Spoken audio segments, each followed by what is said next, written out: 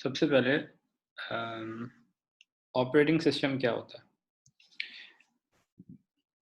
अगर आप बिल्कुल सिंप्लीफाई करते हैं तो ऑपरेटिंग सिस्टम एक सॉफ्टवेयर है जो आपके हार्डवेयर और जो आपके प्रोग्राम्स हैं जो सिस्टम पे यूज़ करते हैं आप, उनके बीच में जो ब्रिज है वो ऑपरेटिंग सिस्टम है। ठीक है, तो जो भी आपके हार्डवेयर की रिसोर्सेज होती हैं, अम, उनको और आपके जो भी प्रोग्राम्स आपके सिस्टम के ऊपर इंस्टॉल्ड होते हैं, उनको आपस में कोऑर्डिनेशन के लिए ऑपरेटिंग सिस्टम यूज़ होता है। तो काफ़ी different types of operating systems होते हैं। ज़्यादातर मेजॉरिटी लोग विंडोज़ यूज़ कर रहे होते हैं अपने लैपटॉप्स पे या कंप्यूटर्स पे। कुछ लोगों के पास मैक ओएस होता है अगर वो एप्पल के मशीन्स यूज़ करते हैं। अगर आप फ़ोन पे देखें तो आपके पास या तो एंड्रॉयड सिस्टम होगा या आईओएस सिस्टम होगा। और जो हम लोग आज जिस ऑपरेटिंग सिस्टम की बात कर रहे हैं वो लिनक्स है। इवन दो आपको शायद अंदाज़ा ना हो, आप ऑलरेडी लिनक्स यूज़ कर रहे हैं। जैसे फॉर एग्ज़ाम्पल अगर आप एंड्रॉयड फ़ोन यूज़र हैं तो एंड्रॉयड लिनक्स के बेस पे बना है। तो Android is actually a Linux operating system. इसी तरह से अगर मैक ओएस या मैक के जो ऑपरेटिंग सिस्टम्स हैं वो भी लिनक्स के कर्नल्स यूज़ करते हैं। तो ये ऑलरेडी यूज़ में होता है आपके, लेकिन आपको बस पता नहीं होता कि लिनक्स एक्चुअली यूज़ कर रहे हैं। और लैपटॉप्स पे तो विंडोज़ का अभी तक स्ट्रॉन्ग होल्ड चल रहा है। अच्छा, तो जो ऑपरेटिंग सिस्टम है उसकी कुछ रिस्पॉन्सिबिलिटीज़ हैं। वो क्या हैं? सबसे पहले तो आपके जो फिज़िकल जो मशीन है उसके साथ अगर कोई भी हार्डवेयर कनेक्ट होता है तो उसको डिटेक्ट करना ऑपरेटिंग सिस्टम का काम है। ठीक है? कि अगर मैं अभी लैपटॉप कनेक्ट हुआ हुआ है, अगर मैं इसमें एक यूएसबी वायर से फ़ोन को कनेक्ट करता हूँ, तो ऑपरेटिंग सिस्टम डिटेक्ट करेगा कि एक नया हार्डवेयर मेरी मशीन के साथ कनेक्ट हुआ है। ठीक है? और फिर मैं उसको मैनेज कर सकूँगा। दूसरा ये कि इस मशीन के ऊपर जहाँ पर ये ऑपरेटिंग सिस्टम चल रहा है, इसके ऊपर कुछ प्रोसेसेस चल रहे होते हैं, वो मैनेज करेगा ऑपरेटिंग सिस्टम। ठीक है? प्रोसेसेस में क्या-क्या आ जाएगा, आप कोई भी प्रोग्राम यूज़ कर रहे हैं, तो वो प्रोसेस के अंदर आ जाएँगे। नंबर 3, आपके सिस्टम की मेमोरी ऑपरेटिंग सिस्टम मैनेज करेगा कि कौन से प्रोग्राम को कितनी मेमोरी एलोकेशन करनी है, डी एलोकेशन करनी है। ये सारे काम किसी एक सेंट्रल अथॉरिटी के पास होने चाहिए ताकि आपका सिस्टम डिसबैलेंस ना हो जाए। तो वो सारी चीज़ें ऑपरेटिंग सिस्टम मैनेज करता है। अगर आप कोई यूज़र इंटरफ़ेस इनिशिएट करते हैं, यूज़र इंटरफ़ेस क्या मतलब, कोई भी प्रोग्राम आपके सिस्टम पे आप ऑन करते हैं जिससे आप इंटरैक्शन करेंगे, वो ऑपरेटिंग सिस्टम वो ऑपरेटिंग सिस्टम के थ्रू आप कॉल करेंगे। ठीक है? तो ऑपरेटिंग सिस्टम क्योंकि आपको आपके प्रोसेसेस को भी मैनेज करेगा, आपकी मेमोरी को भी मैनेज करेगा, तो वो अ, ऑब्वियस सी ब बात हो जाएगी कि यूज़र इंटरफ़ेस अगर आपने चलाना है, तो उसको रिसोर्सेज़ चाहिए होंगे। तो फिर वो परमिशन इनिशिएशन की ऑपरेटिंग सिस्टम के थ्रू ही आप ले सकते हैं। Number 5, file systems. जैसे अगर आप किसी भी ऑर्गेनाइज़ेशन या बिज़नेस में जाते हैं, तो आपके पास कोई फाइलिंग सिस्टम होता है जिसमें आप अपने रिकॉर्ड्स को, अपनी इन्फॉर्मेशन को स्टोर करते हैं। तो इसी तरह से एक कंप्यूटर सिस्टम का भी एक फ़ाइल सिस्टम होता है जिसके अंदर इन्फॉर्मेशन एंड डेटा और फाइल्स ऑर्गेनाइज़्ड स्ट्रक्चर में सेव होती हैं। तो ऑपरेटिंग सिस्टम ये फ़ाइल सिस्टम को भी एस्टेब्लिश करता है। नंबर 6, कि आपका जो सिस्टम का एक्सेस है और यूज़र की ऑथेंटिकेशन है, वो भी ऑपरेटिंग सिस्टम करता है। क्या मतलब इसका? एक्सेस का मतलब तो ये है कि आपके पास सिस्टम के ऊपर जो फाइल्स हैं, वो फाइल लेवल तक एक्सेस, कि आप कि कौन से users particular may be file को एक्सेस कर सकते हैं या नहीं कर सकते हैं, रीड कर सकते हैं, उसमें राइट कर सकते हैं, उसको एग्जीक्यूट कर सकते हैं। और यूज़र ऑथेंटिकेशन कि कौन से यूज़र्स इस सिस्टम के अंदर लॉग इन कर सकते हैं, ठीक है? तो जैसे आपका सिस्टम ऑन होता है, आप यूज़र का यूज़र नेम एंड पासवर्ड देते हैं, तो वो ऑपरेटिंग सिस्टम से आप इंटरैक्शन करके सिस्टम तक एक्सेस लेते हैं। नंबर 7 आपको एक प्लेटफ़ॉर्म मिलता है एडमिनिस्ट्रेटिव यूज़ के लिए। तो एडमिनिस्ट्रेटिव यूज़ से क्या मतलब कि जो आपकी मैनेजमेंट हो गई, यूज़र मैनेजमेंट और मेमोरी मैनेजमेंट और ये सारी चीज़ें एक आपके पास एक प्लेटफ़ॉर्म आ गया और सारी चीज़ों को आप एक जगह से सेंट्रली एडमिनिस्टर कर सकते हैं।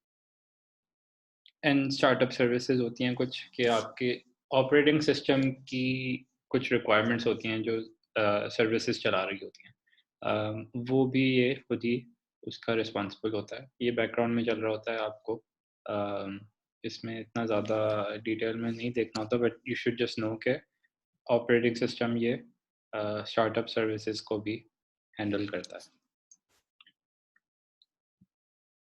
थोड़ा-सा और डिटेल में अगर देखें तो पहला क्या था डिटेक्ट हार्डवेयर कि एक ऑपरेटिंग सिस्टम है, वो रिस्पॉन्सिबल है कि कोई भी कंपोनेंट कंप्यूटर से जो फिज़िकली कनेक्टेड है, उसको वैलिडेट करता है कि वो कनेक्टेड है, चल रहा है, रिस्पॉन्ड कर रहा है, उससे आपस में कम्युनिकेशन करेगा।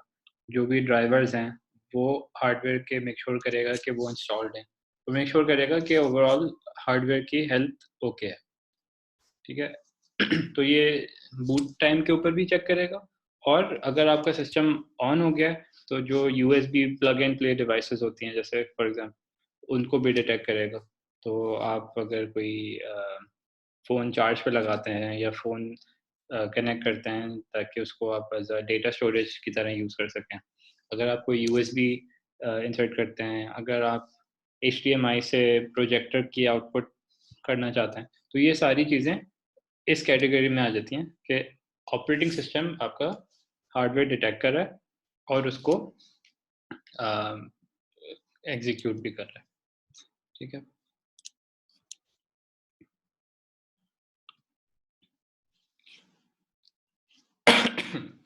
मैनेजिंग प्रोसेसेस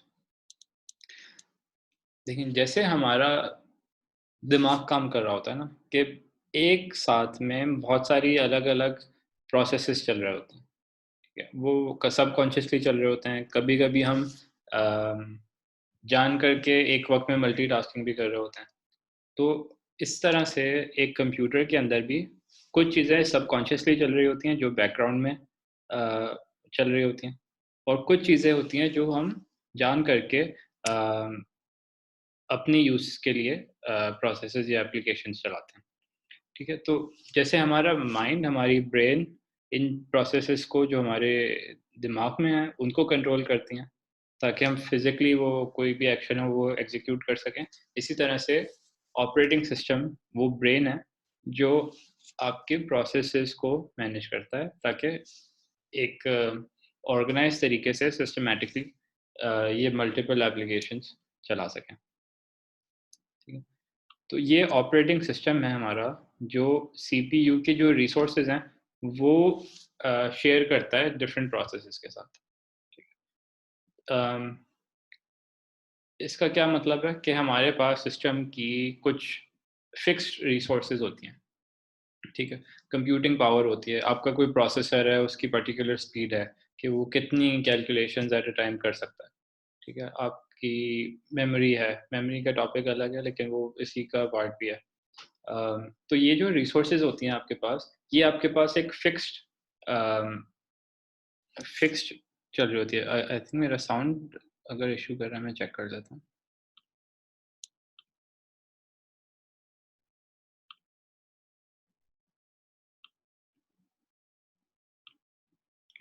मेरा साउंड बिल्कुल ठीक है, आपकी तरफ से स्पीकर में इश्यू होगा। आपके एंड पे इश्यू अम, अच्छा तो मैं क्या कह रहा था कि आपकी जो सिस्टम की जो फिक्स्ड रिसोर्सेज़ हैं, वो यूज़ होंगी, ठीक है, डिफरेंट एप्लीकेशंस के साथ जो पैरेलल में भी चल रही होंगी। तो ऑपरेटिंग सिस्टम का क्या काम होगा कि आपके पास जो एसेट है, उसको डिवाइड करें ताकि सारी एप्लीकेशंस जो आप चलाना चाह रहे हैं, वो रन हो सकें, ठीक है? अगर ये मैनेजमेंट प्रोसेस नहीं होगा, तो ये पैरेलल में ऑपरेशंस करना मुश्किल हो जाएगा क्योंकि एक वक़्त में कोई एक एप्लीकेशन ज़्यादा रिसोर्सेज़ ले लेगी, कोई दूसरी जिसको ज़रूरत होगी वो कम रिसोर्स लेगी एंड सो ऑन, तो वो एक फाइट चलेगी। तो ऑपरेटिंग सिस्टम हमें इन चीज़ों से बचा के रखता है।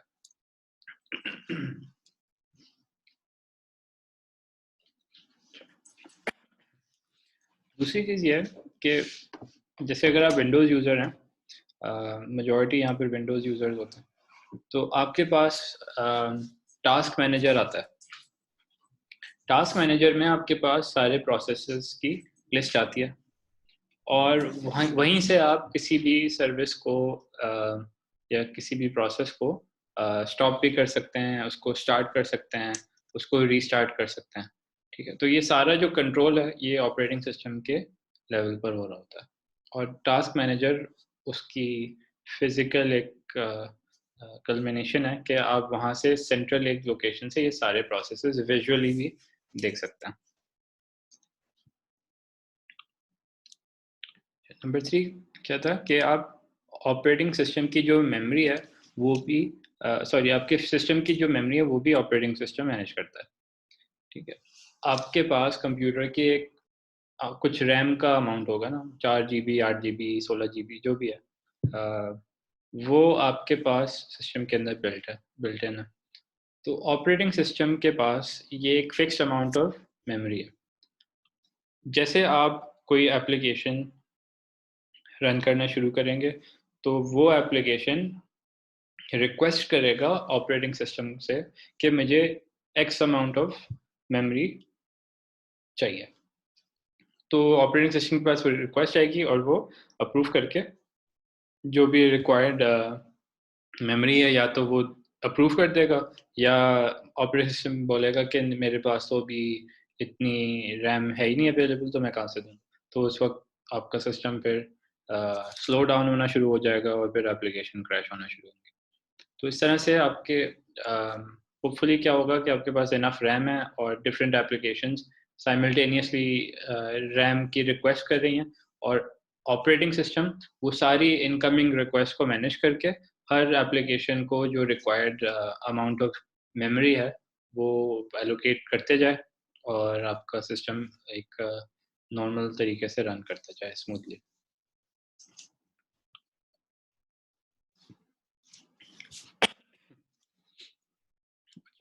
नंबर 4 क्या था? Initiate user interfaces. Operating system में दो तरह के यूज़र इंटरफेसेस होते हैं। एक होता है जिसकी हमें आदत है, जो ग्राफिकल यूज़र इंटरफेस जीयूआई, ठीक है? इसका क्या मतलब है कि जो आपको विजुअली नज़र आ रही हैं चीज़ें।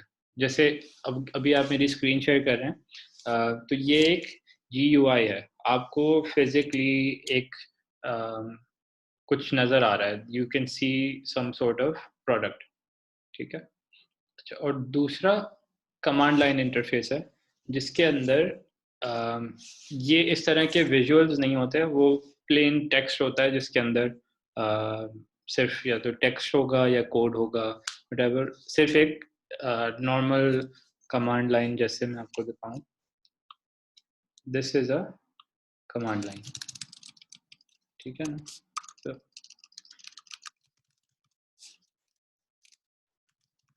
तो ये कमांड लाइन है जिसके ऊपर आप आके टेक्स्ट बेस्ड कमांड्स रन कर सकते हैं और उसका आपको कुछ रिस्पॉन्स मिलेगा, ठीक है?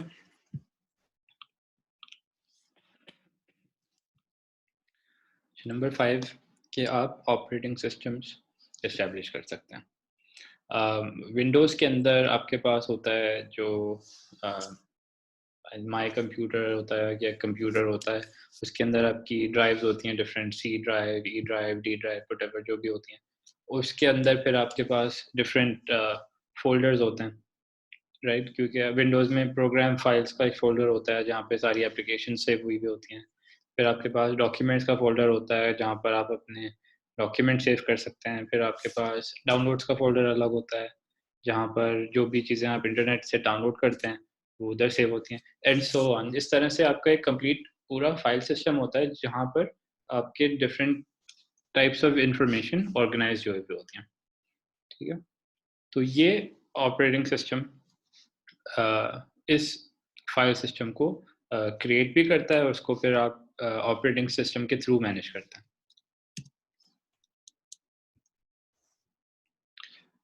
नंबर 6 था कि आप यूज़र का ऑथेंटिकेशन करना और एक्सेस को मैनेज करना। तो ऑपरेटिंग सिस्टम के थ्रू आप कोई भी नया यूज़र अकाउंट क्रिएट कर सकते हैं, एग्जिस्टिंग अकाउंट्स को आप रिमूव कर सकते हैं, अपडेट कर सकते हैं, अगर आपके पास एडमिन राइट्स हैं। और आप अम, हर यूज़र अकाउंट को डिफरेंट लेवल ऑफ परमिशन दे सकते हैं कि उस यूज़र को कितनी राइट्स हैं उस सिस्टम के ऊपर, कि वो कौन-कौन सी एक्टिविटीज़ कर सकता है, कौन-सी फाइल्स को एक्सेस कर सकता है, कौन-सी प्रोग्राम्स को रन कर सकता है। इस तरह से आप एक अपने सिस्टम का एक्सेस जो है, वो आप मैनेज कर सकते हैं। ये भी सारा ऑपरेटिंग सिस्टम के थ्रू होगा। तो विंडोज़ के अंदर आप जो सेटिंग्स होती हैं, वहाँ पर यूज़र मैनेजमेंट का ऑप्शन आता है, यूज़र्स होता है आई थिंक उसका नाम। तो वहाँ पर जाके आप नया यूज़र भी क्रिएट कर सकते हैं और इस तरह की एक्सेस की चीज़ें कर सकते हैं। लिनक्स में कैसे होगा वो हम आगे देखेंगे, लेकिन अभी क्योंकि आप विंडोज़ पे फ़ैमिलियर हैं ज़्यादा, तो मैं विंडोज़ के एग्ज़ाम्पल्स दे रहा हूँ।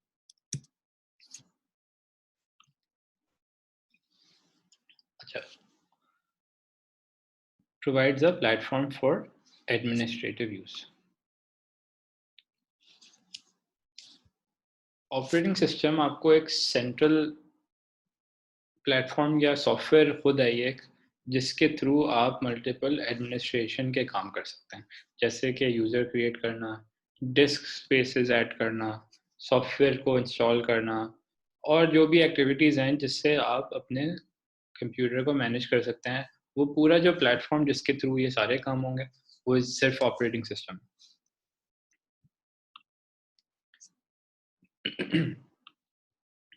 और लास्टली स्टार्टअप सर्विसेज़।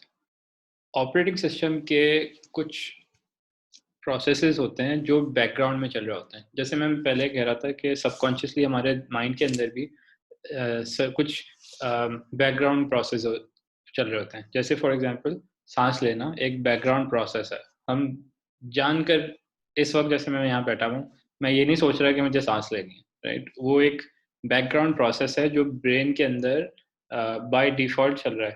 ठीक है? हर ज़िंदा चीज़ जो ब्रीथ करती है, उसके अंदर ये ब्रेन के अंदर फिक्स्ड हुआ हुआ है कि ये एक प्रोसेस है, जो बैकग्राउंड में बस चल रहा है, ठीक है? इस पे हम अ, जान करके कंट्रोल करने की कोशिश कर सकते हैं कि साँस रोक के बैठें या जैसे स्विमिंग करते हैं कुछ लोग, तो वो they have to hold their breath. इस तरह से आप एट टाइम्स आप उसको मैनुअल इंटरवेंशन तो कर सकते हैं, लेकिन वो सर्विसेज़ हैं जो चल रही हैं आपके माइंड के अंदर। इसी तरह से ऑपरेटिंग सिस्टम के अंदर कुछ सर्विसेज़ हैं, जो प्रोसेसेज़ हैं, जो बैकग्राउंड में चल रही हैं ताकि आपका ऑपरेटिंग सिस्टम और आपका जो सिस्टम है वो चल सके।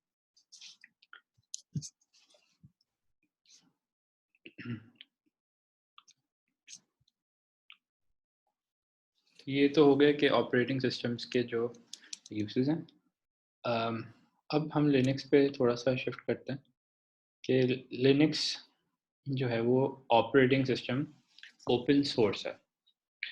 ओपन सोर्स का मतलब क्या है कि इसका जो सोर्स कोड है वो पब्लिकली अवेलेबल है।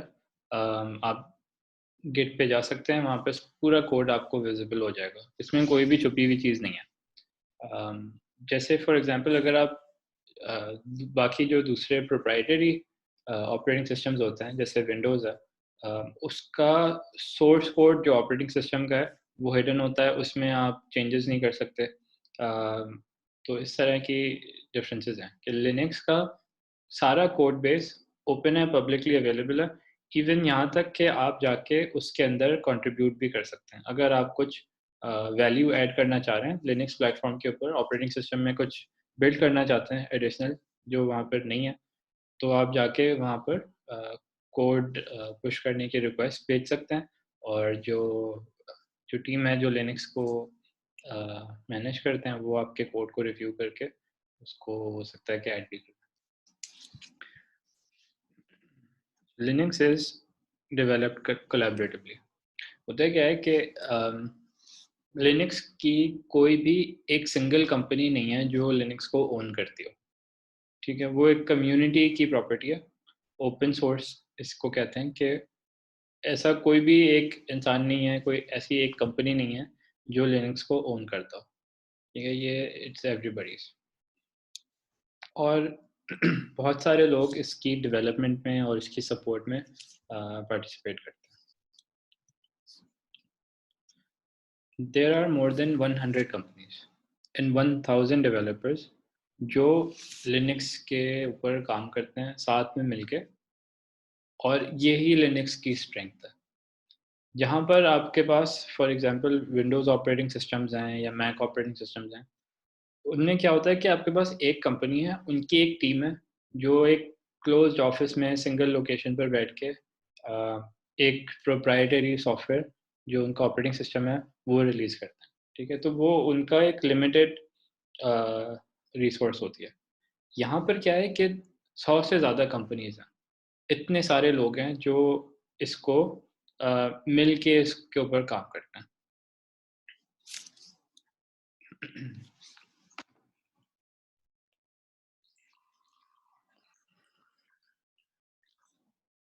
बोल-बोल के मेरा गला खुश्क हो रहा है।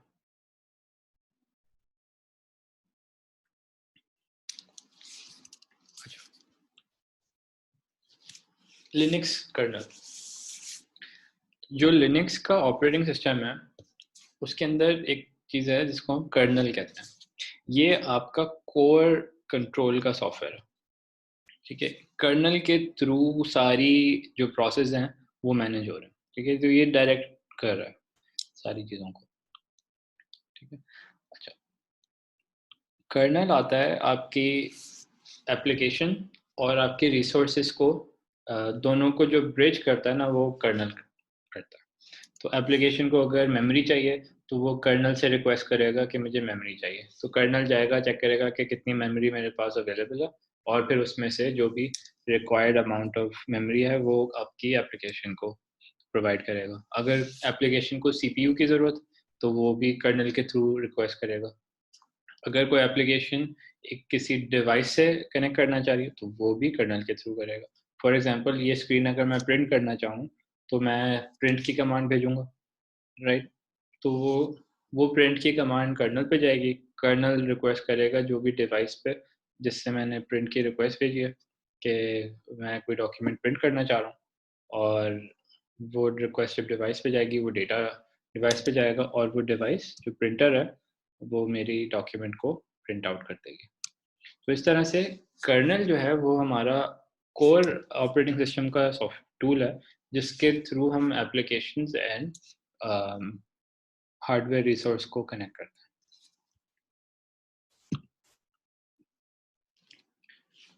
अच्छा, लिनक्स के अंदर हमारे पास मल्टीपल डिस्ट्रीब्यूशंस होती हैं।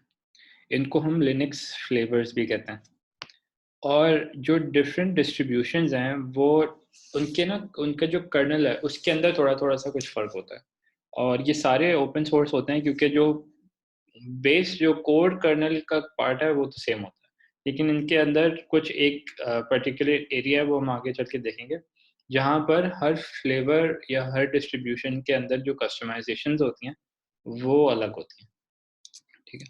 तो कुछ एग्ज़ाम्पल्स हैं, आर्च लिनक्स है, ओपनसूसा है, उबुंटू है, डेबियन है, ठीक है? तो ये तो 4 हैं लेकिन there is a lot of different Linux distributions. तो ये कुछ एग्ज़ाम्पल्स हैं।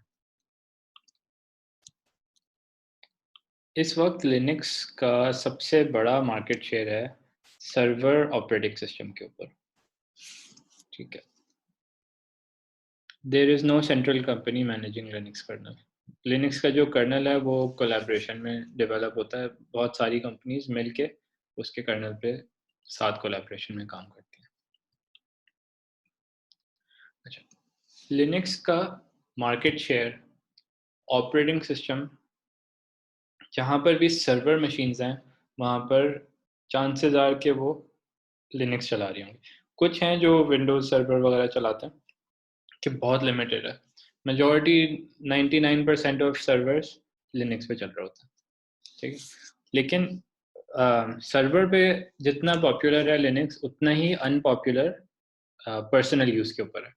पर्सनल यूज़ पे लोग ज़्यादातर प्रेफर करते हैं कि वो विंडोज़ यूज़ करें या मैक यूज़ करें। लिनक्स पे ज़्यादा यूसेज नहीं है पर्सनल कंप्यूटिंग में। उसकी वजह ये थी कि लिनक्स जहाँ से शुरू हुआ था, तो वो बहुत ही ज़्यादा ना बेयर बोन्स टाइप का ऑपरेटिंग सिस्टम था, वो इतना ईज़ी टू यूज़ नहीं था। पहले ज़माने में लिनक्स बहुत टफ़ होता था। तो जो नॉर्मल आम तौर के जो यूज़र्स होते हैं, उनको चाहिए होता है कोई कोई simple easy to use type का कोई डिवाइस हो और अ, ताकि कोई भी उसको चला सके।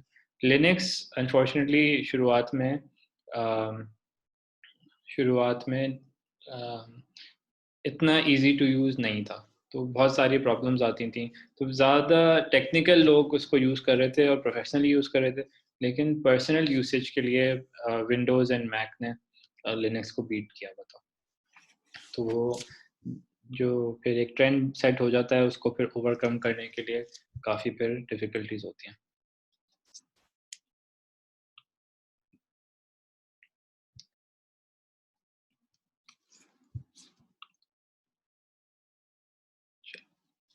लिनक्स के अंदर 4 ये एडिशनल कैरेक्टरिस्टिक्स हैं। क्लस्टरिंग को सपोर्ट करता है, वर्चुअलाइजेशन रन करता है, क्लाउड कंप्यूटिंग को इनेबल करता है और डिफरेंट ऑप्शंस देता है स्टोरेज के लिए। क्लस्टरिंग की बात अगर हम करें तो क्लस्टरिंग क्या है? क्लस्टरिंग में क्या होता है कि हमारे पास अगर एक कंप्यूटर है, जैसे आपके पास सामने अभी एक लैपटॉप है या एक डेस्कटॉप है, जो भी एक कंप्यूटर है आपके पास, वो अभी सिंगल मशीन है, ठीक है। अब इस कॉल पर हमारे पास अभी कुछ 50 से ज़्यादा यूज़र्स हैं जो कनेक्टेड हैं। इस वक्त ये 50 कंप्यूटर्स इंडिपेंडेंटली काम कर रहे हैं। लिनक्स अगर सब पे चल रही होगी तो हम क्या कर सकते हैं, इन सबको कॉन्फ़िगर कर सकते हैं एक सिंगल एंटिटी की तरह काम करने के लिए। क्या होगा कि ये सारे अपनी जो कंबाइंड कंप्यूटिंग पावर है, ये एक क्लस्टर बन जाएगा उसका, ठीक है।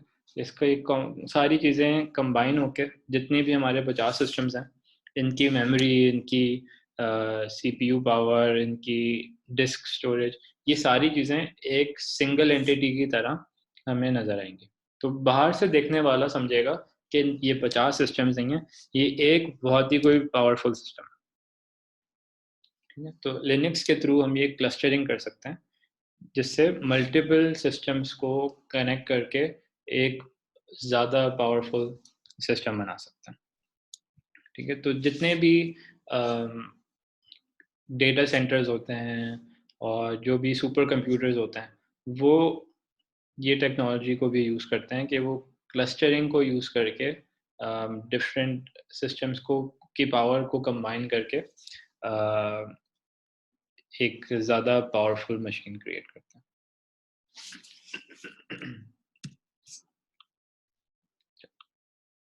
लिनक्स वर्चुअलाइजेशन भी इनेबल करता है।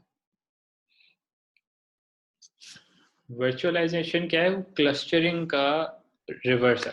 क्लस्टरिंग में हम क्या कह रहे थे कि बहुत सारे सिस्टम्स अपनी रिसोर्सेज को पूल करके सुपर सिस्टम बन जाता है। वर्चुअलाइजेशन यूज़ करके हम एक सिस्टम को ब्रेक करके मल्टीपल सिस्टम्स की तरह भी यूज़ कर सकते हैं।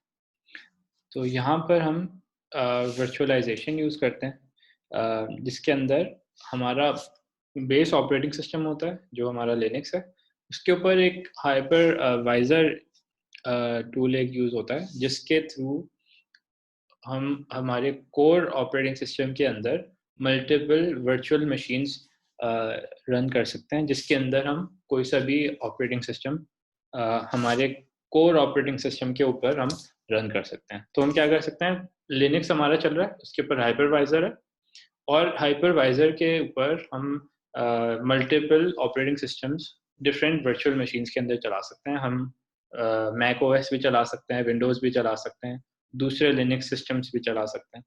ठीक है? तो एक सिस्टम को वर्चुअलाइज़ेशन के थ्रू हम ब्रेक करके मल्टीपल ऑपरेटिंग सिस्टम्स की तरह भी यूज़ कर सकते हैं। और बाहर से देखने वाले को क्या लगेगा कि बाहर से देखने वाला समझेगा कि ये एक सिस्टम नहीं है, ये मल्टीपल आइसोलेटेड इंडिपेंडेंट सिस्टम्स। जी, बिल्कुल लाइक वीएमवेयर। वीएमवेयर यही टेक्नोलॉजी यूज़ करता है। Cloud computing. क्लाउड कंप्यूटिंग में जो हमने पढ़ा था कि वो नेटवर्क कम्युनिकेशन चैनल्स होते हैं, जो इंटरनेट के थ्रू हमारे डेटा सेंटर्स होते हैं। वो क्लाउड कंप्यूटिंग को लिनक्स कैसे इनेबल करता है? ज़्यादातर क्लाउड सर्वर्स पे लिनक्स चल रहा है। वहाँ पर क्लस्टरिंग इनेबल हुई भी है, वहाँ पर वर्चुअलाइज़ेशन इनेबल हुई भी है, ठीक है? तो आप क्या कर सकते हैं, अगर आप अमेज़न पे जाते हैं, तो आप वहाँ पे एक पूरा क्लस्टर बना सकते हैं अपना। वहाँ पर आप जाके एक कोई छोटा-सा वर्चुअल सर्वर भी बना सकते हैं कि जो ज़्यादा मल्टीपल मशीन्स नहीं बल्कि एक मशीन का कोई सब पार्ट एक वर्चुअल मशीन आप बना सकते हैं। तो इस तरह से यूज़िंग क्लस्टरिंग एंड वर्चुअलाइज़ेशन जो क्लाउड कंप्यूटिंग प्लेटफ़ॉर्म्स हैं, वो हमें ये रिसोर्सेज़ अब प्रोवाइड करते हैं कि हम क्लाउड प्लेटफ़ॉर्म्स पे जाके लिनक्स ऑपरेटिंग सिस्टम के ये फीचर्स की वजह से हम डिफरेंट लेवल्स ऑफ सर्विस ले सकते हैं। जो हमारी रिक्वायरमेंट है उसके हिसाब से हम कॉन्फ़िगर कर सकते हैं कि हमें अगर क्लस्टर चाहिए तो कितना बड़ा क्लस्टर चाहिए, कितनी कंप्यूटिंग पावर हमें चाहिए, तो वो हम कॉन्फ़िगर कर सकते हैं। ठीक है? अगर जैसे फॉर एग्ज़ाम्पल हमारा कोई क्लस्टर हम बनाना चाह रहे हैं जो ग्लोबली हमें चाहिए, ठीक है? और हम चाहते हैं कि हर रीजन में हमारे पास डेटा सेंटर्स में सर्वर मशीन्स अवेलेबल हों, ताकि हमारे पास अगर कोई ग्लोबल एप्लीकेशन है, जैसे फेसबुक है, तो हम क्या चाहेंगे कि हर कंट्री में, हर रीजन में हमारे पास फिज़िकल मशीन्स हों ताकि हम यूज़र के करीब हों, ठीक है? उससे क्या होता है कि हमारी कम्युनिकेशन और फ़ास्ट हो जाती है। तो क्लस्टरिंग के थ्रू हम अपनी एप्लीकेशन को डिस्ट्रीब्यूट करके रन करें और यूज़र को एक बेहतर एक्सपीरियंस दे सकते हैं। फिर स्टोरेज का ऑप्शन। लिनक्स हमें क्या एबिलिटी देता है कि ज़रूरी नहीं है कि जो हमारा सिस्टम है, उसी के ऊपर हम डेटा को भी सेव करें। हम क्या कर सकते हैं कि हमारे सिस्टम को कनेक्ट कर लें एक थर्ड पार्टी स्टोरेज के साथ। It could be an external storage, कोई थर्ड पार्टी स्टोरेज प्रोवाइडर हो सकता है। डिफरेंट ऑप्शंस एग्जिस्ट करते हैं, जिनके थ्रू हम अ, अपने सर्वर को या अपने लिनक्स सिस्टम को कनेक्ट कर दें कि स्टोरेज कहीं और होगी। प्रोसेसिंग इधर हो रही है, storage will be in another location.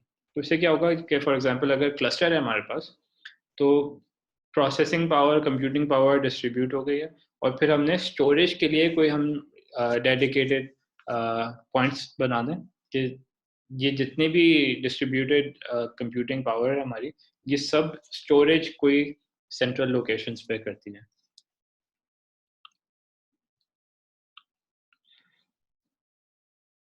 तो ये है लाइनस टॉरवाल्ड्स। लाइनस ने लिनक्स को क्रिएट किया था। तो ये 91 में किया था using C and assembly language. ठीक है।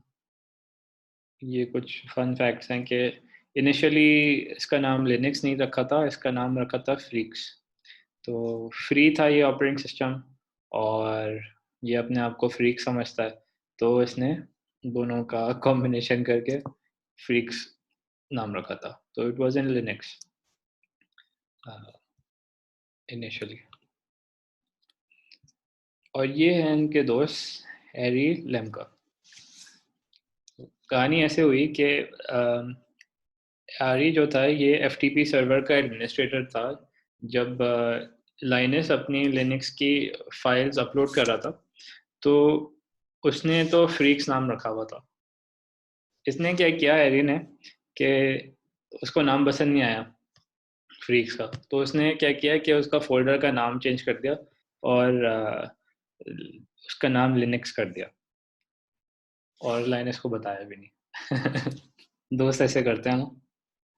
तो फिर क्या हुआ, तो लिनक्स मशहूर हो गया एंड लाइनस के नाम से लिनक्स हो गया। एनीवे,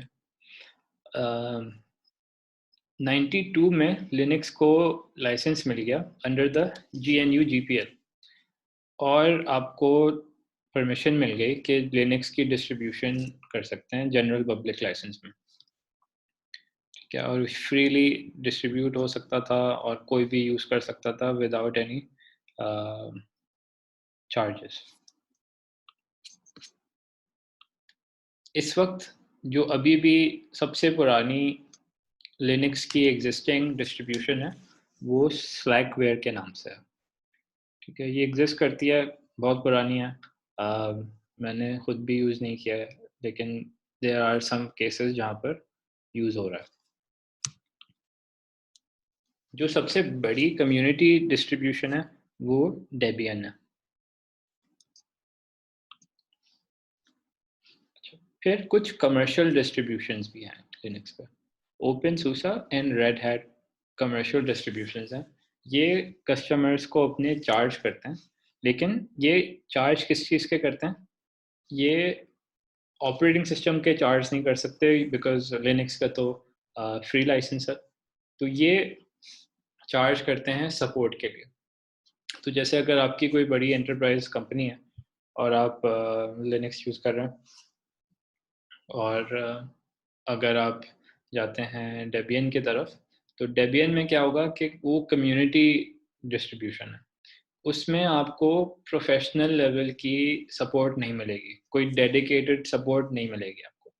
ठीक है, ये होगा कि हाँ डेबियन बहुत बड़ा प्लेटफॉर्म है तो उनके फॉरम्स वगैरह हैं, आपको कहीं पे इशू होगा तो आप उनके फॉरम पे जाके पोस्ट कर देंगे, वहाँ पे probably somebody will help you. ठीक, लेकिन कोई गारंटी नहीं है। ठीक है, डेबियन की कम्युनिटी है बहुत बढ़िया, लेकिन वो हर कोई आउट ऑफ गुड विल एक दूसरे की हेल्प करता है। रेड हैट में और ओपन सोर्स में क्या होता है, ये कमर्शियल डिस्ट्रीब्यूशंस हैं, कमर्शियली रन होती हैं प्रोफेशनल कंपनीज एंड एंटरप्राइजेस के साथ, कि अगर आपको कहीं पर भी कोई भी इशू आता है तो आपके पास एक डेडिकेटेड सपोर्ट टीम होगी जो आपकी इश्यूज को रिजॉल्व करने में आपकी हेल्प करेगी।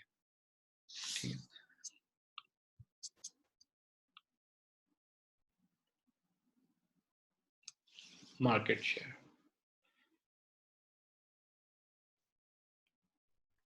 सर्वर की जो मार्केट है वो रेवेन्यू जो जो लिनक्स की है। लिनक्स से पहले एक और ऑपरेटिंग सिस्टम था यूनिक्स के नाम से, जो सर्वर्स के ऊपर काफ़ी ज़्यादा पॉपुलर था लिनक्स से पहले। आज भी यूनिक्स यूज़ होता है, कुछ मेन फ्रेम सिस्टम्स वगैरह एग्जिस्ट करते हैं जहाँ पर यूनिक्स ऑपरेटिंग सिस्टम यूज़ होता है, लेकिन वो डिक्लाइन पर है।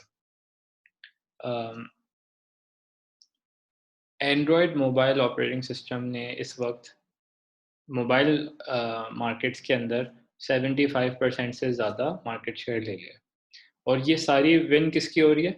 लिनक्स की हो रही है, because Android is running on Linux. आप किस ओएस रेफर करेंगे इस कोर्स के लिए? हम लोग यूबंटू पे काम करेंगे।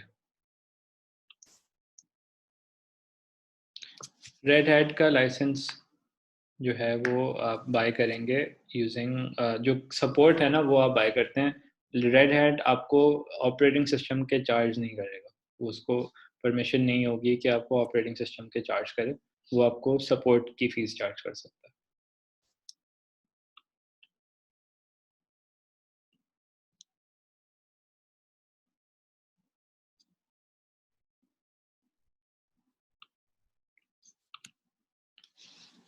तो इस वक्त ऑलमोस्ट 99% जो दुनिया के फास्टेस्ट सिस्टम्स हैं वो लिनक्स यूज़ करते हैं। ठीक है, जितने भी सुपर कंप्यूटर्स हैं दुनिया में, वो सारे लिनक्स पे चल रहे होते हैं। जी, सेंटोस भी एक और डिस्ट्रीब्यूशन है, वो भी कहीं-कहीं यूज़ हो रही होती है। हम लोग अपने पर्पसेज़ में अभी यूबंटू सबसे ज़्यादा सही है बिकॉज़ बिगिनर लेवल के लिए क्योंकि अभी हम पहली लिनक्स की एक्सपीरियंस करेंगे, तो उसमें Ubuntu is the best way to गो।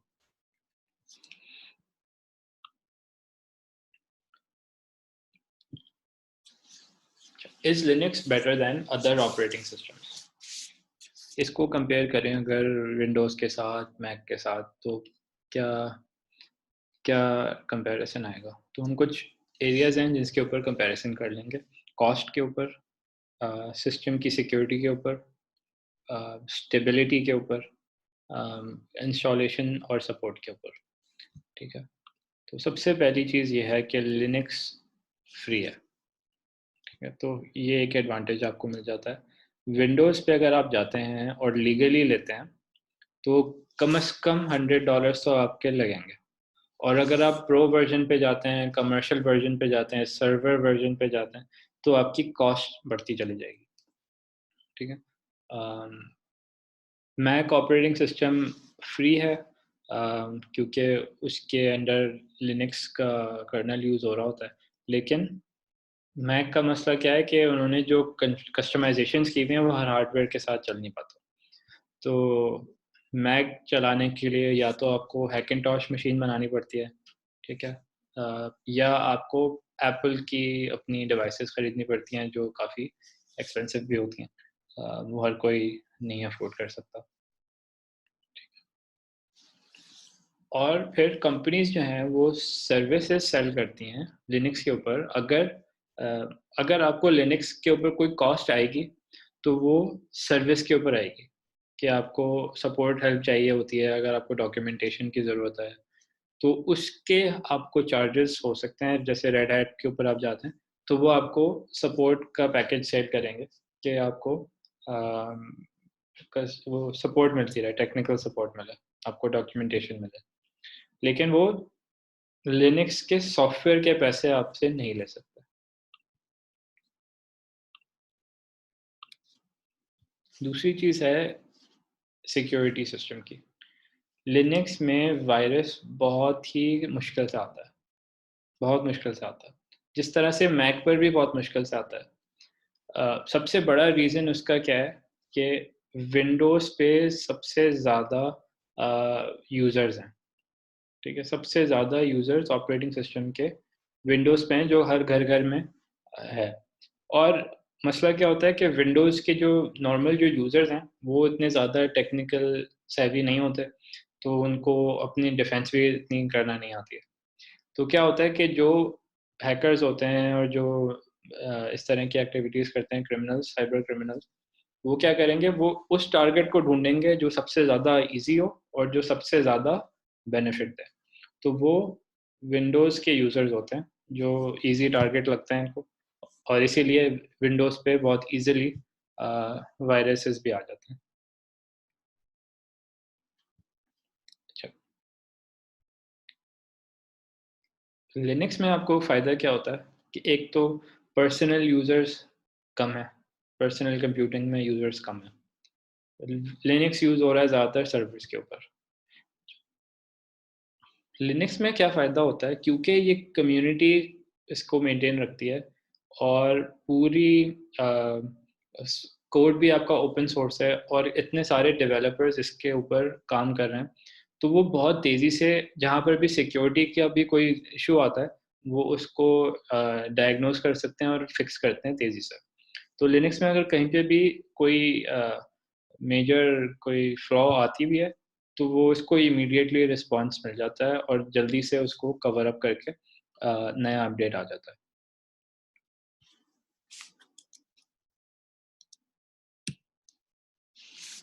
अच्छा, सिस्टम की स्टेबिलिटी।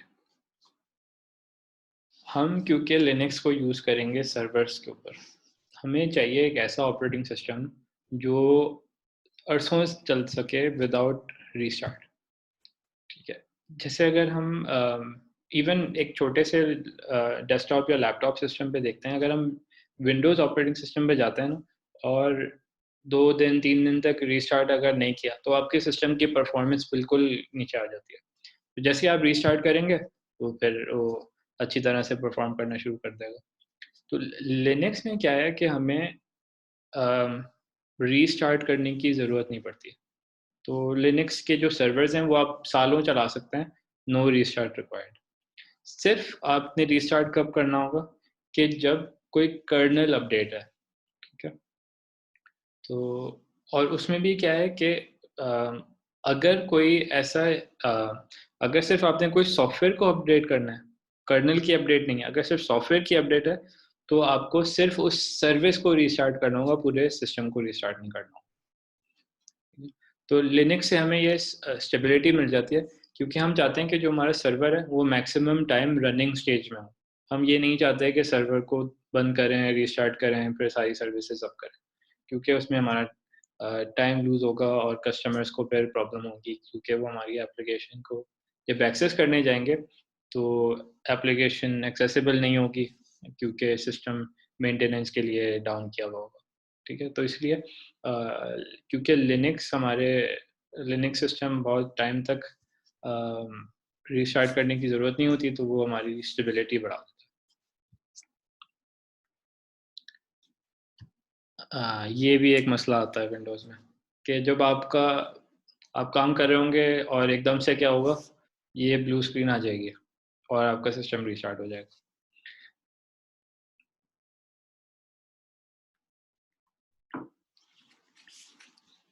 तो इससे हम लिनक्स में इन चीज़ों से भी बच जाते हैं। अच्छा, इंस्टॉलेशन।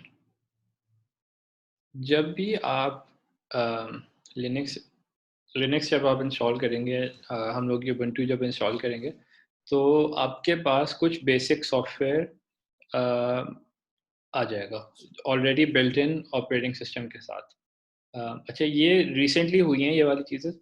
पहले लिनक्स जब आप इंस्टॉल करते थे तो बहुत ज़्यादा इश्यूज़ आते थे, ठीक है? अब क्या हुआ है कि अब आपके पास क्योंकि लिनक्स अब ज़्यादा फ्रेंडली हो गया है और ज़्यादा लोग इस पे आने लगे, सर्वर्स पे यूज़ होने लगा, अब पर्सनल कंप्यूटिंग में भी आ रहा है। तो वो कम्युनिटी जितनी ग्रो कर रही है, इतनी ज़्यादा आपको फैसिलिटीज़ मिलती चली जा रही है। तो अब जब आप लिनक्स इंस्टॉल करेंगे, तो इसके अंदर आपको टेक्स्ट एडिटर भी मिल जाएगा, स्प्रेडशीट के भी टूल्स मिल जाएँगे, प्रेज़ेंटेशंस के मिल जाएँगे, जैसे आपको गूगल डॉक्स के मिलते हैं। इसी तरह से लिनक्स के अंदर अपने इनके ओपन सोर्स टूल्स हैं, जैसे माइक्रोसॉफ्ट के एक्सेल और पावर पॉइंट है, इसी तरह से लिनक्स के ओपन सोर्स टूल्स हैं जो वही काम करके देंगे। फ़ोटो एडिटर्स हैं, वेब ब्राउज़र्स हैं, मूवी प्लेयर्स, पीडीएफ रीडर्स, ये सारी चीज़ें प्री इंस्टॉल्ड आएँगी, जो ऑलरेडी कॉन्फ़िगर्ड हुई हुई होंगी, आपको कुछ इंस्टॉल करने की ज़रूरत नहीं होगी। तो पहले ये भी नहीं मिलता था लिनक्स के साथ।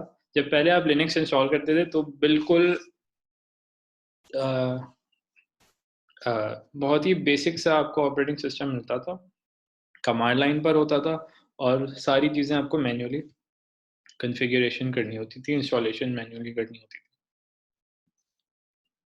इवन ये कि जब आप कोई हार्डवेयर लगाते थे, तो उसका ड्राइवर भी आपने मैन्युअली इंस्टॉल करना होता था।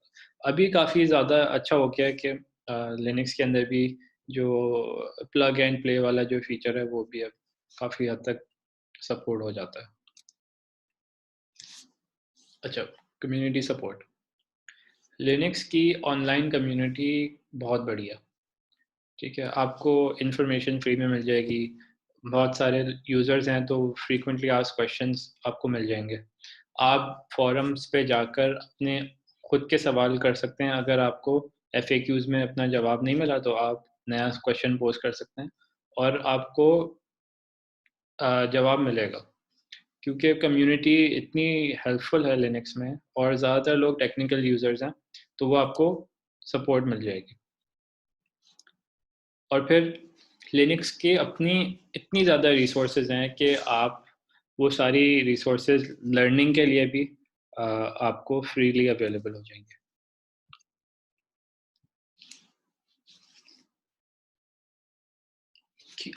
वो कौन से रीज़न्स हैं जिसकी वजह से आप लिनक्स पे नहीं आए? 3 रीज़न्स हैं। सबसे पहले कि आपका कोई प्रोप्राइटरी सॉफ्टवेयर है जो लिनक्स पे नहीं चल सकता और उसका कोई ओपन सोर्स इक्विवेलेंट नहीं है, ठीक है ना? कोई आप कोई कस्टमाइज़्ड कोई टूल यूज़ करते हैं जो आपके डेस्कटॉप के ऊपर चलता है, वो सिर्फ़ विंडोज़ पे ही चल सकता है फॉर एग्ज़ाम्पल। लिनक्स का उसका कोई अल्टरनेटिव है ही नहीं। तो फिर आप मजबूरी में फिर आपको विंडोज़ पे रहना पड़ेगा। अगर आप गेमर हैं, गेम्स खेलते हैं, पीसी गेम्स, तो जो पीसी गेम्स हैं वो लिनक्स पे सपोर्ट नहीं होंगे। तो आपको गेमिंग के लिए विंडोज़ पे रहना पड़ेगा। और अ, थर्ड रीज़न ये है कि कुछ अ, हार्डवेयर के इश्यूज़ भी आते हैं। हर हार्डवेयर डिवाइस लिनक्स के ड्राइवर्स के साथ नहीं आते। अब तो जो लेटेस्ट कंप्यूटर्स आ रहे हैं, जो नए कंप्यूटर्स हैं, उनके अंदर लिनक्स की काफ़ी सपोर्ट है।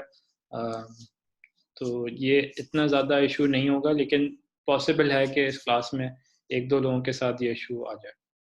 क्योंकि ये हमेशा होता है कि 1-2 लोगों के हार्डवेयर इस तरह के होते हैं जिनमें लिनक्स सपोर्ट नहीं हो पाता। तो इसके लिए क्या करना होगा आपको कि आपका जो कंप्यूटर का मॉडल नंबर है, वो आप जाके गूगल करेगा कि क्या इस सिस्टम के ऊपर लिनक्स ड्राइवर सपोर्ट होंगे, तो फिर आपको अ, एक्सेस अगर आपको मिल जाती है गो अहेड के इसमें लिनक्स ड्राइवर आते हैं, तो फिर आप इंस्टॉल कर सकते हैं।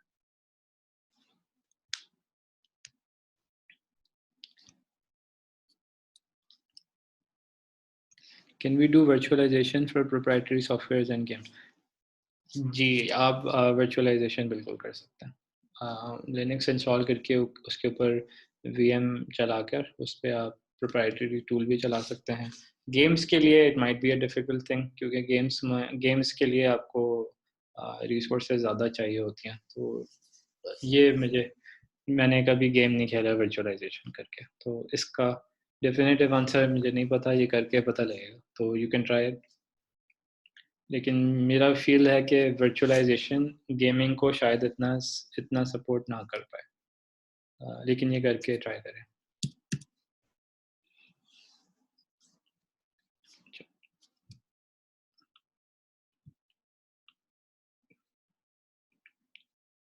तो ये तो हमने चैप्टर 1 कंप्लीट कर लिया।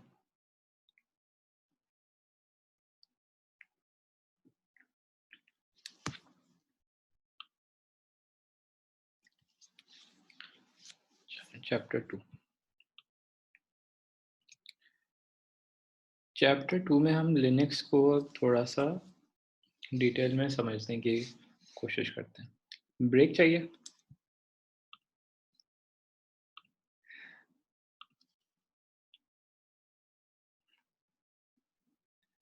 अच्छा, हम ऐसे करते हैं कि हम 5 मिनट में रीस्टार्ट करते हैं। 12:05 हो रहे हैं, तो 12:10 पे हम रीस्टार्ट करते हैं।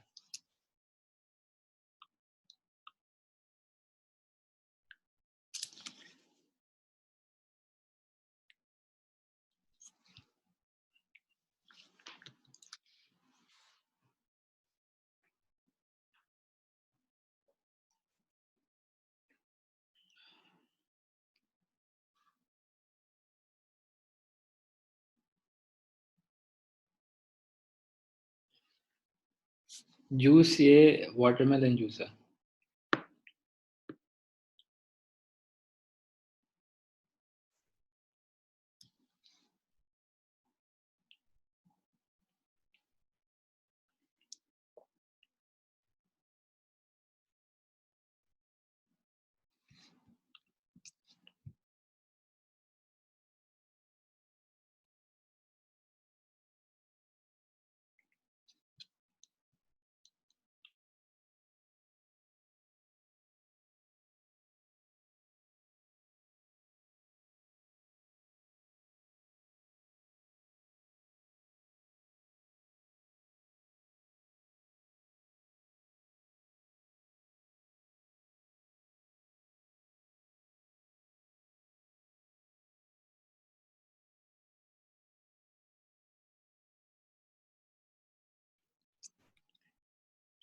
ज़ीशान, मैं क्वेश्चन नहीं समझा।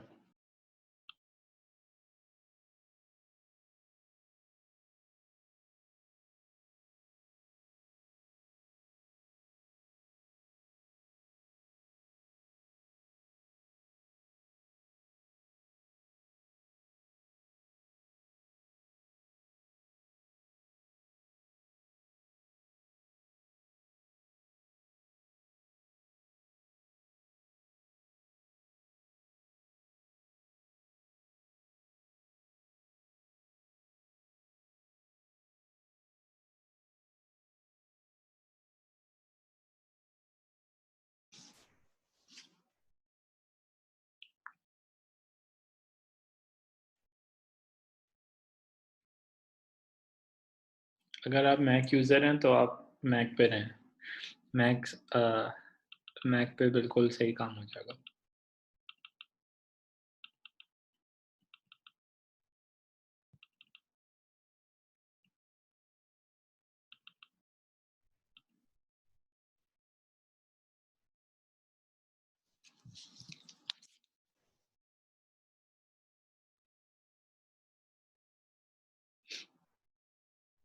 डेबियन और कर्नल देखें, कर्नल सेम होगा दोनों में, लेकिन जो आपकी विजुअल्स हैं उनमें फ़र्क होगा, उनके जो पैकेज फॉर्मेटिंग है उनमें कुछ फ़र्क होगा, ओवरऑल यूज़ेबिलिटी में फ़र्क होगा। ऑब्जेक्टिव्स दोनों में आप सेम मीट कर लेंगे, लेकिन यूबंटू जो लोग विंडोज़ से यूज़ करके आ रहे होते हैं ना, उनको यूबंटू ईज़ी होता है उनके लिए इनिशियली। तो पहले आप ग्रेजुअली ना लिनक्स के अंदर आप जा सकते हैं, तो विंडोज़ से पहले यूबंटू पर आएँ, Ubuntu is a good starter. Ubuntu पे हाथ सेट हो जाए तो फिर उसमें ये होगा कि लिनक्स की कमांड लाइन पे भी आपको प्रैक्टिस हो जाएगी, और यूबंटू की जो जीयूआई है वो काफ़ी मैक और विंडोज़ से मिलता-जुलता है। तो आप एक फ़ैमिलियर तरह से ना लिनक्स यूज़ कर सकेंगे। इतना शार्प लर्निंग कर्व नहीं होगा। और फिर जब आप कमांड लाइन आपकी यूबंटू पे अच्छी हो जाए, उसके बाद फिर आप ट्राई कर सकते हैं डेबियन वगैरह।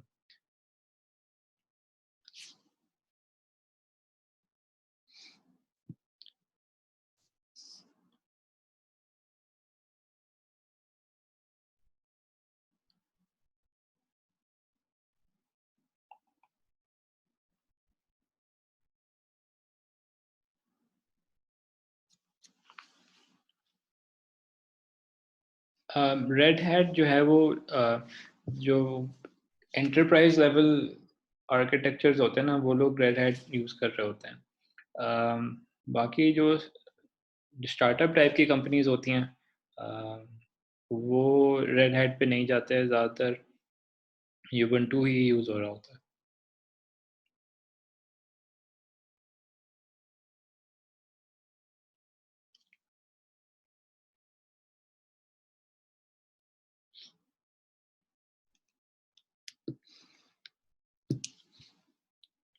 आई डोंट नो यार, इसको चेक कर लें गूगल करके।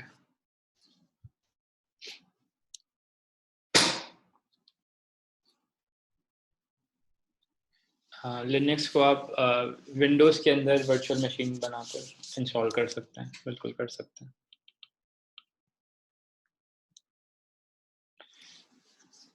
चलें, क्लास रिज़्यूम करें, 5 मिनट हो गए,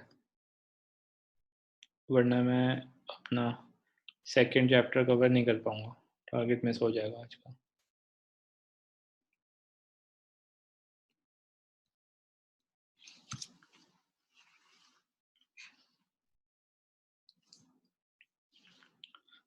चैप्टर 2। अच्छा, लिनक्स आर्किटेक्चर। लिनक्स का जो ओवरऑल जो सिस्टम का डिज़ाइन, उसका जो आर्किटेक्चर है, उसके अंदर 2 उसके अंदर उसको डिवाइड किया हुआ है 2 एरियाज़ में, ठीक है? एक यूज़र स्पेस को कहते हैं उसको, और दूसरे एरिया को कर्नेल स्पेस कहते हैं, ठीक है? ये है क्या-क्या? यूज़र स्पेस क्या है? जहाँ पर भी आपकी एप्लीकेशंस रन करती हैं, वो यूज़र स्पेस में रन करती हैं, ठीक है? तो इसके लिए एक लाइब्रेरी है called the GNU-C library, code library है, जो यूज़र स्पेस के अंदर होती है। जिससे आपका जो इंटरफेस है वो कर्नल से कनेक्ट करता है और यूज़र स्पेस और कर्नल स्पेस को आपस में ब्रिज करके रखता है, ठीक है? तो यूज़र स्पेस में आपकी एप्लीकेशन चल रही है, कर्नल स्पेस में आपका कर्नल है, जिसके अंदर आपकी सारी हार्डवेयर और सीपीयू और मेमोरी और ये सारी चीज़ें वहाँ से मैनेज होती हैं। तो आपका यूज़र स्पेस आपकी एप्लीकेशन को रन करेगा और जो भी कर्नल से रिक्वायरमेंट होगी, वो आपकी सी लाइब्रेरी के थ्रू इंटरफ़ेस होके आपको एक्सेस मिल जाएगा सीपीयू रिसोर्सेज़ का, मेमोरी का, स्टोरेज का, इस तरह की सारी चीज़ों का, ठीक है। जो भी मेमोरी होती है, वो सारी यूज़र स्पेस के अंदर यूज़ होती है। दूसरा है कर्नेल स्पेस। जितने भी कर्नेल की सर्विसेज़ हैं, वो यहाँ पे प्रोसेस होती हैं, ठीक है। इसके 3 पार्ट्स हैं।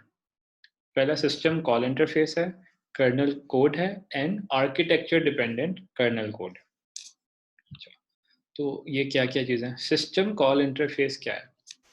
जब भी कोई यूज़र प्रोसेस एक्सेस करना चाहता है कर्नेल को, तो कोई आप एप्लीकेशन एग्ज़ीक्यूट करते हैं, लेट्स सपोज़ आप ब्राउज़र ओपन करते हैं। अ, तो जैसे ही आप ब्राउज़र को स्टार्ट करेंगे, तो ब्राउज़र को कुछ चीज़ें चाहिए होंगी, मेमोरी चाहिए होगी, स्टोरेज चाहिए होगी, कंप्यूटिंग पावर चाहिए होगी। तो ये सारी चीज़ें किसके थ्रू आएँगी? कर्नेल से। तो जब ब्राउज़र अप होगा, तो ब्राउज़र कॉन्टैक्ट करेगा कर्नेल स्पेस को, ठीक है? वो किस तरह से करेगा? वो जो प्रोसेस है उसको सिस्टम कॉल कहते हैं, ठीक है? तो सिस्टम कॉल ट्रिगर होगा कि ब्राउज़र को कुछ मेमोरी चाहिए, कुछ सीपीयू पावर चाहिए, कुछ स्टोरेज कैपेसिटी चाहिए। वो कॉल जाएगी कर्नेल पे और कर्नेल रिप्लाई करेगा कि या तो प्रोसेस कर देगा, पास कर देगा या रिजेक्ट कर देगा कि अभी मेरे पास रिसोर्सेज़ है नहीं देने को, ठीक है? तो ये आपकी जो बेसिक फंक्शनैलिटीज़ हैं, जो एप्लीकेशन एंड कर्नेल स्पेस को आपस में कम्युनिकेट करने के लिए वो सिस्टम कॉल इंटरफ़ेस के थ्रू प्रोसेस होता है। दूसरा कर्नेल कोड। अच्छा, ये है आर्किटेक्चर इंडिपेंडेंट कोड। इसका क्या मतलब है आर्किटेक्चर इंडिपेंडेंट का? हमने देखा था कि लिनक्स के अंदर बहुत सारे डिफरेंट डिस्ट्रीब्यूशंस होती हैं, लेकिन इन सब के अंदर कर्नेल सेम यूज़ हो रहा होता है। तो आर्किटेक्चर इंडिपेंडेंट का मतलब ये है कि ये वो कर्नेल कोड है जो आपको हर लिनक्स की डिस्ट्रीब्यूशन में मिलेगा, ठीक है? अच्छा, तो ये आपका कोर ऑपरेटिंग सिस्टम का पार्ट है। और third architecture dependent kernel code. तो ये आपके कर्नेल स्पेस के अंदर वो एरिया है जिसके अंदर जो भी आप डिस्ट्रीब्यूशन यूज़ कर रहे हैं उसके हिसाब से जो रेलेवेंट कोड है जिसकी वजह से वो अलग डिस्ट्रीब्यूशन है वो आपको इधर मिलेगा, ठीक है? तो यूबंटू का आर्किटेक्चर डिपेंडेंट कोड अलग होगा, रेड हैट का अलग होगा, डेबियन का अलग होगा and so on. Her her distribution का जो भी कस्टमाइज़ेशंस हुई हुई भी होती हैं वो इधर होती हैं, ठीक है? जो कर्नेल इंडिपेंडेंट कोड जो है वो सॉरी आर्किटेक्चर इंडिपेंडेंट कोड जो है वो आपका कोर कर्नेल का कोड है और आर्किटेक्चर डिपेंडेंट जो है वो आपकी डिस्ट्रीब्यूशन के ऊपर डिपेंड करता है कि कौन सी डिस्ट्रीब्यूशन है, उसके हिसाब से आपको यहाँ पर कोड मिलेगा। तो ये लिनक्स का ओवरऑल आर्किटेक्चर है।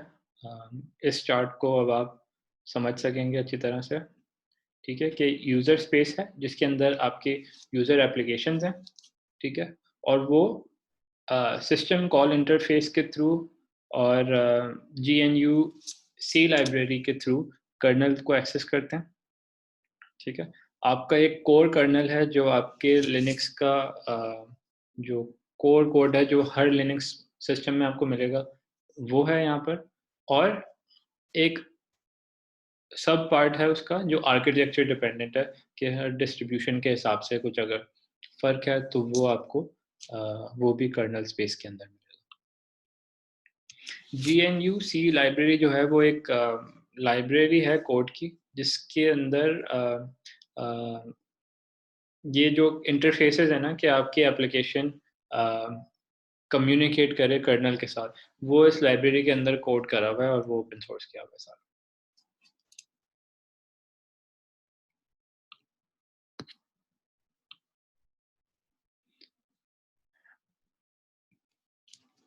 अच्छा, हर लिनक्स की डिस्ट्रीब्यूशन में लिनक्स का कर्नल होता है और कुछ यूटिलिटीज़ होती हैं और कुछ कॉन्फ़िगरेशन की फाइल्स होती हैं। ये हम देखते हैं कि जो पॉपुलर डिस्ट्रीब्यूशंस हैं, उनके अंदर क्या-क्या डिफरेंसेस हैं 3 चीज़ों के अंदर, अवेलेबिलिटी में, पैकेज फॉर्मेट में और रिलीज़ साइकिल में, ठीक है? अवेलेबिलिटी सबसे पहले। देखिए लिनक्स तो फ्री है, लेकिन कंपनीज़ आपको सपोर्ट के लिए कॉन्ट्रैक्ट कर सकते हैं, ठीक है? और कुछ प्रोप्राइटरी कंपोनेंट्स भी डेवलप कर सकते हैं जो लिनक्स के क्योंकि लिनक्स फ्री है, राइट? ये आपका कोर है। उसके ऊपर ये पॉसिबल है कि वो कोई प्रोप्राइटरी टूल बना दें, उसके ऊपर कुछ एडिशनल मॉड्यूल बना लें और उस मॉड्यूल के वो चार्ज करना चाहें, तो ये पॉसिबल है। इसके आपसे वो पेमेंट ले सकते हैं। तो जैसे रेड हैट है, सूसा है, ये आपको लिनक्स की कमर्शियल लाइसेंसिंग कमर्शियली ऑफ़र करेंगे, क्योंकि इनमें आपको वो सपोर्ट देंगे। हो सकता है कि आप कुछ रेड हैट की कुछ एडिशनल मॉड्यूल्स यूज़ करें जो कमर्शियल यूज़ में आती हों, जो नॉर्मल लिनक्स के ओपन सोर्स फॉर्मेट में नहीं है। और इनके ये जो आपके एंटरप्राइज़ वर्ज़न है, इनके फ्री वर्ज़न्स भी मिलते हैं। तो रेड हैट का फ्री वर्ज़न फेडोरा है और सूसा का जो फ्री वर्ज़न है वो ओपन सूसा है। ठीक, पैकेज फॉर्मेट। लिनक्स की जो डिस्ट्रीब्यूशंस हैं वो पैकेजेस में आते हैं। पैकेजेस क्या है? जो आपकी एप्लीकेशन को जिस तरह से हम डिप्लॉयमेंट करने के लिए पैकेज करते हैं, वो उसकी बात हो रही है यहाँ पर, ठीक है? तो जैसे विंडोज़ में एग्जीक्यूटेबल फाइल होती है, .exe होती है, तो वो आप एग्जीक्यूट करते हैं, उसके अंदर वो पूरा एक पैकेज होता है कोड का, उसको आप एग्जीक्यूट करते हैं तो वो इंस्टॉल इंस्टॉल हो जाएगा। इसी तरह से लिनक्स में भी जो आपकी डिप्लॉयमेंट्स होती हैं वो पैकेज हुई हुई होती हैं इन डिफरेंट पैकेज फॉर्मेट। सबसे ज़्यादा पॉपुलर लिनक्स के अंदर आरपीएम फॉर्मेट होता है। और तीसरी चीज़ है रिलीज साइकिल, कि कितने अरसे के बाद कोई भी डिस्ट्रीब्यूशन का नया सॉफ्टवेयर रिलीज आता है, ठीक है? शॉर्टर रिलीज साइकिल का क्या मतलब है कि आपके पास नया सॉफ्टवेयर जल्दी आ जाता है, नया वर्जन ऑपरेटिंग सिस्टम का ज़्यादा जल्दी आ जाता है। और अगर ज़्यादा लंबी रिलीज साइकिल है तो इसका मतलब ये है कि आराम से आता है और आपको स्टेबिलिटी ज़्यादा मिलती है, क्योंकि जो भी वो डेवलपर होते हैं उस डिस्ट्रीब्यूशन पे, वो अपना टाइम लगाते हैं, स्टेबल कोड बनाते हैं और उसको फिर थोड़े लंबे अरसे तक उसको मेंटेन रखते हैं। तो ये चीज़ें हैं। अच्छा, Ubuntu जो हम लोग यूज़ करेंगे, वो आपको लॉन्ग टर्म सपोर्ट वर्ज़न देता है, ठीक है? इसकी रिलीज़ साइकिल लंबी होती है और इसका मतलब क्या होता है कि आपका जो एनवायरनमेंट है, वो ज़्यादा स्टेबल होगा, क्योंकि वो टाइम आपको ज़्यादा मिल जाता है डेवलपमेंट में भी और रिलीज़ में भी और फिर सपोर्ट में भी, ठीक है? और तो ये लॉन्ग टर्म सपोर्ट वर्ज़न होता है। इनका एक शॉर्टर रिलीज़ साइकिल भी है। शॉर्टर रिलीज़ साइकिल क्या है? 6 मंथ रिलीज़ साइकिल भी है, तो वो लॉन्ग टर्म सपोर्ट नहीं है, वो 6 मंथ साइकिल है। तो वो इसमें आपको थोड़ा-सा जल्दी Ubuntu का नया वर्ज़न मिल जाएगा, लेकिन उसका डाउनसाइड क्या है कि स्टेबिलिटी उसमें श्योर नहीं होगी, बिकॉज़ वो एक्सपेरिमेंटल होगा और उसमें अभी डेवलपमेंट चल रही होगी। तो इस तरह से हमारे पास डिफरेंट डिस्ट्रीब्यूशंस हैं, for example Arch OS, CentOS, Debian, Fedora, ठीक है ना? तो ये सारे आप देख सकते हैं। अवेलेबिलिटी में क्या है, ये सारे फ्री टू यूज़ होते हैं। Red hat and SUSE enterprise जो हैं, ये कमर्शियल हैं बिकॉज़ ये आपको सपोर्ट प्रोवाइड करते हैं, बाकी सारे फ्री हैं।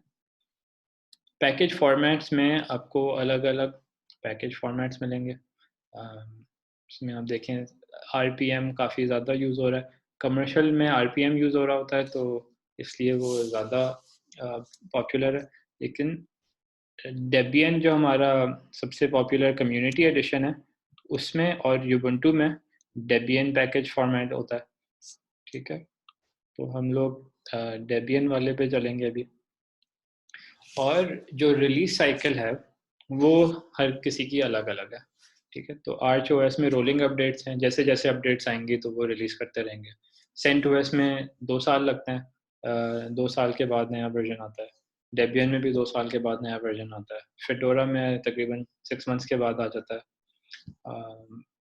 And so on. लिनक्स में भी यूबुंटू में भी 6 मंथ्स के बाद आ जाता है और जो लॉन्ग टर्म सपोर्ट है वो साल के बाद आता है। तो इस तरह से ये हमारे पास कंपैरिजन का चार्ट है। तो अ, इस तरह से आप डिफरेंट डिस्ट्रीब्यूशंस को रिव्यू कर सकते हैं। अब इनमें से डिसाइड कैसे करें कि हमारे लिए कौन सी बेस्ट है, ठीक है? तो इसमें हम 3 चीज़ों को देखेंगे, डेस्कटॉप का एनवायरनमेंट, हार्डवेयर की कंपैटिबिलिटी और कम्युनिटी की सपोर्ट, ठीक है? तो सबसे पहले डेस्कटॉप एनवायरनमेंट, कि कोई ऐसी एनवायरनमेंट आपको मिल जाए जो आपके लिए कंफर्टेबल हो, आपके लिए इजी टू यूज़ भी हो, और ये एक क्वेश्चन है कि क्या आप उसको कस्टमाइज़ कर सकते हैं, ठीक है? तो सबसे पहला ये सवाल। अच्छा, क्योंकि हम आ रहे हैं या तो विंडोज़ या मैक बैकग्राउंड से, लिनक्स पहली बार यूज़ करेंगे, तो हमें ऐसा कोई फॉर्मेट या डिस्ट्रीब्यूशन चाहिए जिसके अंदर जो डेस्कटॉप एनवायरनमेंट है वो मैक और विंडोज़ यूज़र फ्रेंडली हो, कि हमारी जो पहले से जो आदत है उसी उससे ज़्यादा एकदम से चेंज ना आ जाए, क्योंकि फिर मसला हो जाएगा। तो अभी के लिए हमारा ऑब्जेक्टिव क्या है कि कोई ऐसी डिस्ट्रीब्यूशन हो जिसमें हम ईज़िली ट्रांज़िशन कर सकें और थोड़ा-सा कंफर्ट ज़ोन से बाहर निकलेंगे, लेकिन इतना भी नहीं हो कि बिल्कुल हैंड्स अप करके बैठ जाएँ, ठीक है? Hardware compatibility. अम, क्योंकि आपके पास हर किसी के पास अलग-अलग मशीन्स होंगी, सबके हार्डवेयर की कॉन्फ़िगरेशन में भी फ़र्क होगा। तो हर डिस्ट्रीब्यूशन हर हार्डवेयर के साथ नहीं चल सकता। तो आपको ये देखना पड़ेगा कि आपका जो हार्डवेयर है, क्या वो कंपैटिबल है उस डिस्ट्रीब्यूशन के साथ या नहीं है। और थर्डली कम्युनिटी सपोर्ट। आपको कोई ऐसी डिस्ट्रीब्यूशन की ज़रूरत है जिसकी बड़ी ऑनलाइन कम्युनिटी हो जो आपको हेल्प कर सके अगर आप कहीं पे स्टक होते हैं।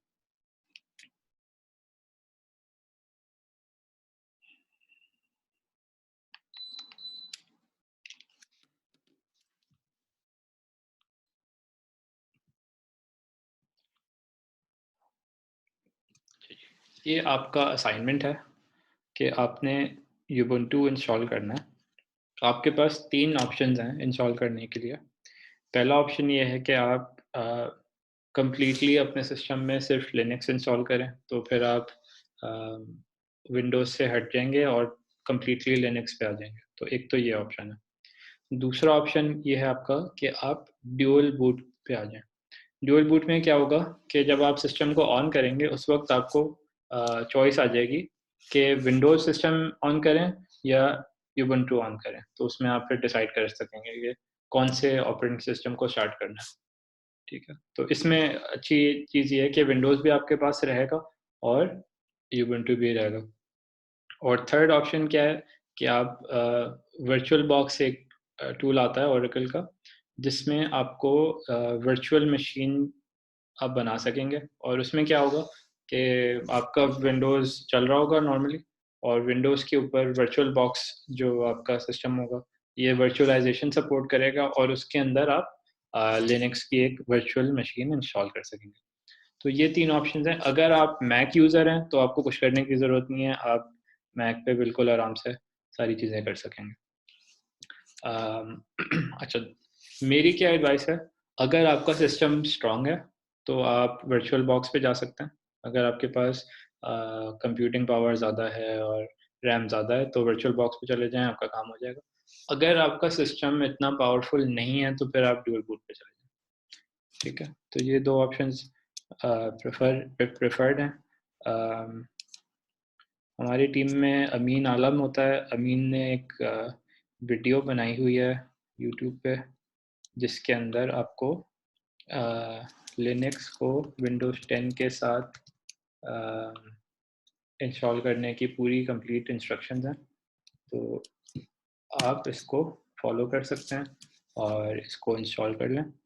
अगर आपके पास ऑलरेडी लिनक्स उबुंटू इंस्टॉल्ड हुआ हुआ है तो ज़बरदस्त, फिर आप आराम करें या आप लिनक्स यूज़ करें।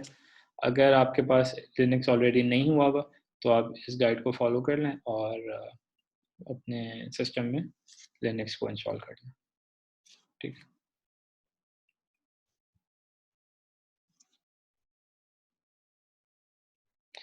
असल में 8 GB रैम जो है ना वो वर्चुअल मशीन के लिए वैसे तो ठीक है, लेकिन हम लोग ना आगे चल के कुबरनेटीज़ यूज़ करेंगे, तो 4 GB अगर आपके पास हुई ना सिर्फ तो फिर प्रॉब्लम होगी। तो इसलिए मैं कह रहा हूँ कि अगर अगर आपके लैपटॉप पे लाइक 16 GB रैम है तो फिर आप वीएम कर लें और 8 GB रैम असाइन कर दें। लेकिन अगर आपके पास 8 GB ही है तो फिर आई थिंक आप अगर ड्यूल बूट कर लें तो परफॉर्मेंस बेहतर होगी, और 4 GB है तो भी ड्यूल बूट कर लें।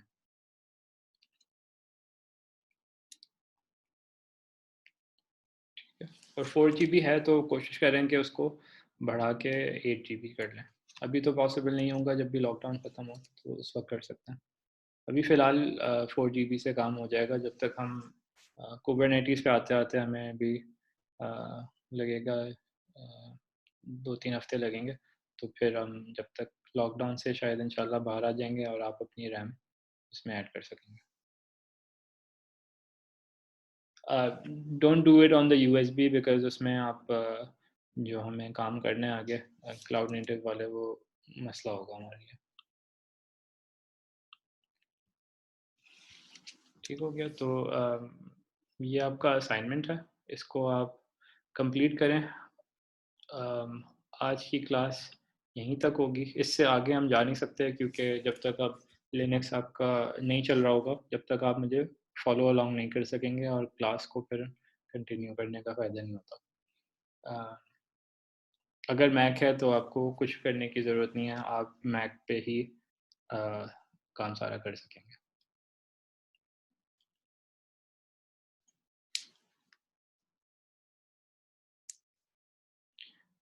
नाश्ते का ब्रेक नहीं बेटा, क्लास ख़त्म हो गई, आज की क्लास ख़त्म हो गई। अमीन आलम का मैंने बताया था, अमीन मेरी मेरी टीम का पार्ट है। वो ये लिंक आपको मैंने दे दिया, इसमें ड्यूल बूट करने का पूरा तरीका अमीन ने एक्सप्लेन किया है अच्छी तरह से, तो कोई भी मसला होगा इसमें रिजॉल्व हो जाएगा।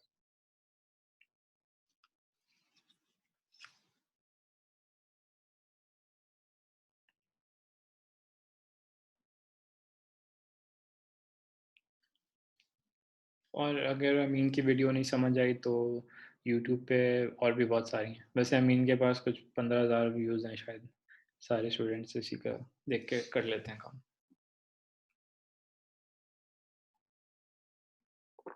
कल की और आज की क्लास वो मैं पैकेज करके ऑनलाइन पोस्ट करता हूँ तो आपको लिंक शेयर कर दूँगा।